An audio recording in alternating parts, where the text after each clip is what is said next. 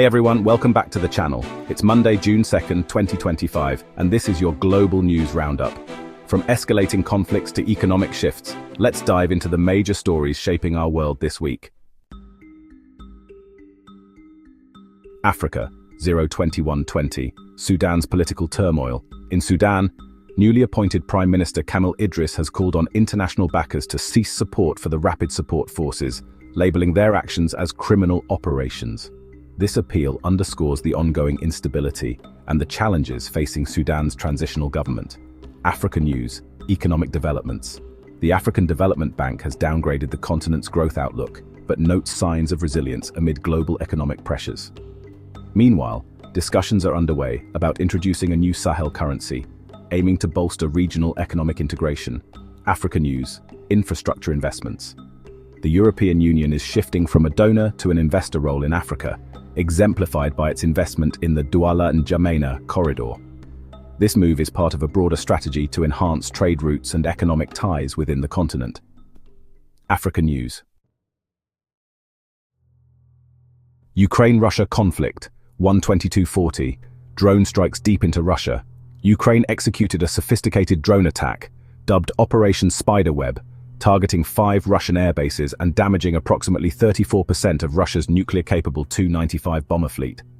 This operation, involving 117 drones, marks Ukraine's longest-range offensive to date, with damages estimated at $7 billion. Institute for the Study of War, New York Post, Democracy Now!, peace talks in Istanbul. In Istanbul, Ukraine and Russia held a second round of direct talks. They agreed on a significant prisoner exchange and the return of 12,000 deceased soldiers' bodies. However, substantial progress toward a ceasefire remains elusive, with Russia rejecting Ukraine's proposal for an unconditional 30-day ceasefire. Al Jazeera, The Washington Post, The Guardian, international reactions. The US, instrumental in initiating the talks, expressed frustration over the lack of progress, proposing a 30-day ceasefire that Russia refused.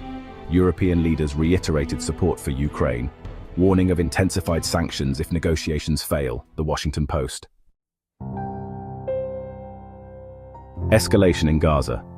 Israeli airstrikes near aid distribution sites in Gaza have resulted in over 50 deaths, including civilians seeking food aid. The incident has sparked international outrage and raised concerns about the humanitarian situation in the region. Efforts to broker a temporary ceasefire between Israel and Hamas have faltered. Hamas has requested amendments to a US-backed proposal, which the US envoy rejected as totally unacceptable. The stalemate continues amid ongoing hostilities. The Israeli Defense Forces have ordered evacuations in new areas of southern Gaza's Khan Yunis, expanding their ground offensive against Hamas. This move has intensified the humanitarian crisis, with many civilians displaced. Prime Minister Sir Keir Starmer unveiled the UK's Strategic Defence Review, outlining a plan to enhance national security amid escalating global threats. The review aims to increase defence spending to 3% of GDP, modernise forces with AI, and expand personnel to 76,000 full-time troops. However, critics question the lack of concrete funding plans and potential impacts on public services.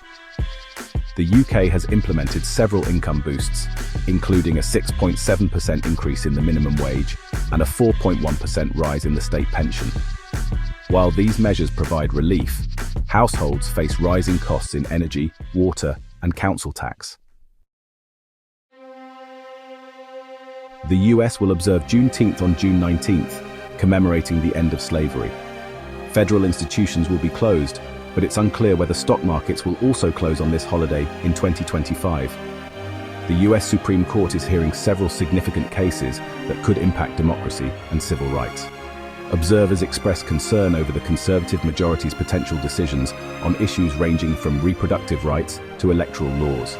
At least 20 Planned Parenthood clinics have shuttered amid political turbulence, raising concerns about access to reproductive healthcare services across the country. That's a wrap on this week's Global News Roundup. Stay informed and engaged as these stories continue to develop. Don't forget to like, subscribe, and hit the notification bell for more updates. See you next week.